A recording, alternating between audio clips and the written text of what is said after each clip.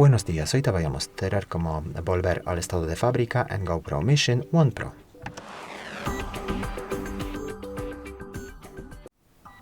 Para eso, abrimos el centro de control de esta manera, con el gesto de deslizar hacia abajo, y buscamos aquí el icono de preferencias, ¿no? Este icono, preferencias. Y luego aquí pasamos al final de la lista a la última opción que se llama resetear, ¿no? Pulsamos entonces aquí y desde aquí se puede formatear tarjeta de memoria, resetar modos, resetear consejos de la cámara o reseteo a valores de fábrica. Sirve para volver al estado de fábrica. Vamos a seleccionar esta opción entonces. Leemos el aviso.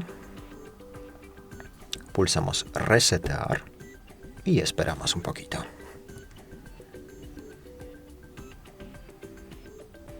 Y después de unos segundos, ese proceso puede durar unos minutos, depende, pero bueno, ya nos aparece la página de configuración inicial. Entonces desde aquí ya puedes seleccionar el idioma y configurar tu GoPro desde cero.